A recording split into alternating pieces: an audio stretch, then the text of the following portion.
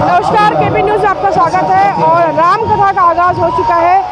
आज 13 दिसंबर को यहाँ पर भव्य कलश यात्रा निकाली जा रही है। महिलाएं सिर पर कलश लेकर के इस राम कथा के पहले जो है पहले की जो विधि है इसको पूरी करने जा रही है। कलश यात्रा है और राष्ट्र संत स्वामी चिन्मयानंद जी यहाँ पर पहुँच चुके हैं भिलाई में और कल से उनकी रामकथा शुरू होगी। लेकिन इससे पहले यहाँ पर आप देख सकते हैं माहौल पूरा राममय हो चुका है, भगवा में माहौल हो चुका है। और हम कथा के जो आयोजक है जीवन आनंद फाउंडेशन के विनोद सिंह से भी जानना चाहेंगे कि क्या क्या तैयारी है, इन 7 दिनों में यहाँ पे क्या क्या आयोजन होंगे और किस किस तरीके से भक्तों को यहाँ पर रामकथा सुनने मिलेगी। इस भव्य शोभा यात्रा में कलश यात्रा में शामिल होने के लिए राम जन्मोत्सव समिति के जिला अध्यक्ष युवा विभाग के मनीष पांडे भी मौजूद हो चुके हैं। और हम सबसे पहले आयोजक विनोद सिंह से जानेंगे कि किस तरीके से यहाँ पर आयोजन की तैयारी शुरू होगी। आज जो तैयारी है कलश यात्रा है और इसके बाद आयोजन शुरू होंगे।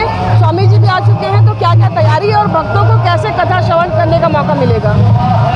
बाबा जी का कल आगमन हो चुका है और आज कलश यात्रा निकल रही है। बाबा जी बस कुछ ही क्षणों में आ रहे हैं और कथा को लेके और यज्ञ को लेके बहुत सारी व्यवस्थाएं की गई हैं। जो लोग बाहर से आ रहे हैं उनके लिए रहने का इंतजाम किया गया है, भोजन प्रसाद का इंतजाम किया गया है और कथा का रसपान कल दोपहर 3 बजे से चालू होगा और शाम को संध्याकालीन 6 बजे समापन होगा।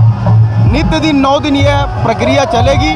बाबा जी के द्वारा उनके श्रीमुख से राम कथा का अपना रसपान कराया जाएगा श्रद्धालुओं को और साथ ही साथ यज्ञशाला का जो आचार्य जी हैं श्री संदीप तिवारी जी के द्वारा और चित्रकूट से ब्राह्मण आए हैं उनके द्वारा 9 दिन सप्तकुंडी यज्ञ में आहुति डाल के लोगों के कल्याण के लिए, लोगों के उन्नति प्रगति के लिए और राष्ट्र के लिए यह कार्यक्रम रखा गया है। हमारे साथ मनीष पांडे जुड़ रहे हैं। मनीष, राम कथा को आप किस रूप में लेते हैं कि जब ईयर एंडिंग है, युवा क्रिसमस के उसमें उन्माद में रहते हैं, तो ऐसे में राम कथा युवाओं के लिए क्या संदेश देगी?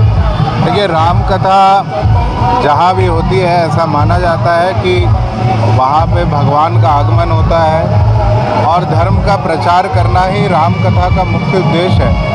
क्योंकि भगवान श्री राम का जन्म जब हुआ तो संसार का निर्माण हो गया था और संसार में किस तरीके से हर रिश्तों को इस संसार में रहना है, जीना है और सबकी आवश्यकताओं के अनुसार कैसे रहना है, उसके लिए राम कथा सुनना बहुत आवश्यक है।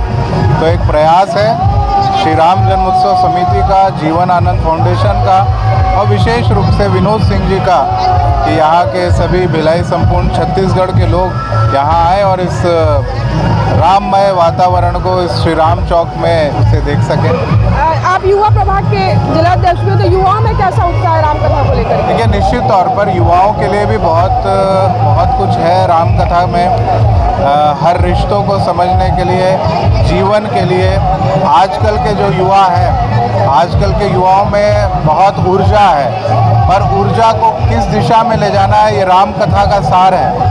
तो मुझे लगता है कि बहुत सारे युवा यहाँ पे आएंगे और इस राम कथा का रसपान भी करेंगे। मैं उन सभी को परिवार सहित पूरे भिलाई समेत छत्तीसगढ़ के समस्त नागरिक बंधुओं को यहाँ पे आमंत्रित करता हूँ कि आप लोग यहाँ पे आए और इस श्री राम चौक के दशहरा मैदान पर इस राम कथा का रसपान करें। जो आज आयोजन है यहाँ पे और लगातार यहाँ पे 7 वर्ष से आयोजन हो रहा है। देखिए, राम जन्मोत्सव समिति और यहाँ की जो समिति है ये पिछली बार भी कराई थी और ये अच्छा है। जिस मैदान में हो रहा है वो मैदान पहले क्या था, वो चौक दूसरे नामों से जाना जाता था। जब से राम भक्तों ने वहाँ प्रारंभ किया, आज वो श्री राम चौक है और श्री राम की कथा उस दशहरा मैदान में होता है जहाँ रावण वध का भी पुतला दहन किया जाता है। देख रही है भव्य शोभा यात्रा खुशी पार्क के जोन 2 के शिवालय से निकली है और कथा स्थल को जारी है।